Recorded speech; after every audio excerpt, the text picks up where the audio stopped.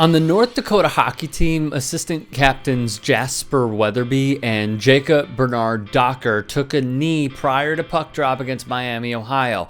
Weatherby, per the broadcast, is college hockey's representative on the Diversity Task Force. The pair are also on the school's Student Athlete and Inclusion Diversity Group. College hockey writer and reporter for the Grand Forks Herald, Brad Elliott Schlossman, noted Weatherby and Bernard Docker were the lone duo to protest racial injustice and police brutality. They have seen the countless lives lost at the hands of police, how black people are treated by those who work forces, and the grave statistics for those who are not white in the country, and the lack of charges brought against officers who, in essence, get away with it at nearly a 100% success rate. Quite a far cry from MAGA land, where two high school students ran out onto the football field back in September with a thin blue line flag and a thin red line flag, both symbols of hatred and a rallying cry against the Black Lives Matter movement. Not only did they get a rousing ovation, liberty and justice for all, they were honored by Donald Trump and fellow bigots at his hood-off rallies. In the NHL, Matt Dumba, Tyler Seguin, and a few others took a knee to open the season. They received imminent backlash from fans. As we have seen Bill Peters and other coaches outed for their racism, hockey is slowly catching up. We believe racial injustices and the treatment of minorities and people of color in this country needs to stop, Weatherby told the Grand Forks, North Dakota Herald. It needs to be improved all over America and all over the world.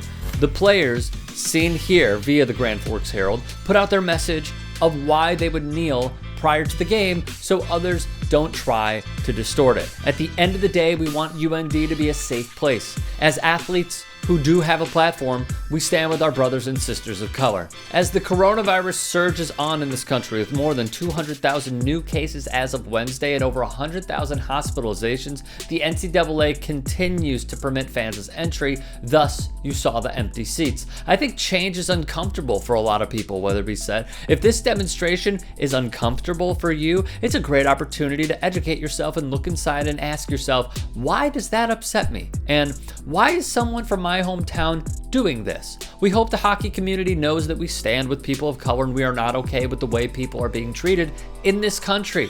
Jasper Weatherby, a 2018 draftee of the San Jose Sharks, was in the thick of the George Floyd protests this summer. Bernard Docker and one other teammate also attended. For Weatherby, activism runs deep. It would be detrimental to your safety to continue this march, and I'm saying that this is an unlawful assembly. Recall the March on Selma in 1965. Many minds will immediately reflect back to John Lewis and others being pummeled by Alabama police just for demanding equal voting rights.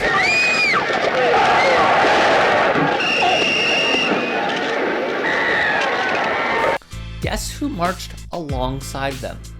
His grandmother, Anne McRory. She recalled to family members being yelled at by racist locals during the march. Meanwhile, Weatherby's grandfather, Ralph Temple, fled the Nazis as a 7-year-old Jewish boy growing up in London. In America, he became a civil rights lawyer who fought Jim Crow in the courtroom, became a member of the NAACP Board of Directors, worked underneath Thurgood Marshall at the Legal Defense Fund, and alongside Martin Luther King Jr. on a couple of cases. And the thing is, it doesn't stop there. His mother Lucinda grew up in D.C., protested apartheid at the South African embassy, and successfully lobbied her high school to divest from any companies that had South African ties. And then there's his brother, Kevin, who the family adopted at age 8 from Costa Rica. Through DNA and ancestry research, they determined that Kevin is the descendant of an enslaved African from Nigeria who was taken to Jamaica. They have to respect our flag, and they have to respect our country. There is no doubt this will surface, the mantra of disrespecting the troops and disrespecting the flag. I have the utmost respect for the military and people who have served, Bernard Docker said. I have no disrespect to veterans. I have 2 grandpas who fought in world wars. They have passed away now, but I have no doubt they would support what I'm fighting for, which is the right to be treated equally. People fought for our country so citizens could have fundamental rights. This is what the military fought for. If you'd like to hear more thought-provoking content like TYT Sports on Facebook and to help in my journey to keep media independent, go to tyt.com/Rick.